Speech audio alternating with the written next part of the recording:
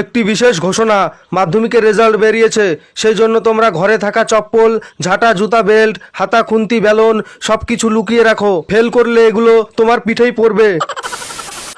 রেজাল্টের আগের দিন। আজ সারা দিন মস্তিতে মন বলেছে কাটাতে, কালকের কথা কালই জানে। ফেল করার পরে মা, আমি মাধ্যমিকে ফেল করে গেছি, মা আমাকে ক্ষমা করে দাও, মা আমাকে মেরো না প্লিজ, আমি সামনের বছর পাস করে যাবো, মা আমাকে ক্ষমা করে দাও। চুপ কর হারামজাদা, সামনের বছর পাস না করলে ঝাঁটার বাড়ি দেবো। কি রে, তোর তো মাধ্যমিকের রেজাল্ট বেরিয়েছে, তোর রেজাল্টের খবর কি? পাস করেছিস না ফেল করেছিস? বল, তুই পাস করেছিস না ফেল করেছিস, বল। অ্যাকচুয়ালি বাবা, অ্যাকচুয়ালি কি? আমাদের স্কুলের কি?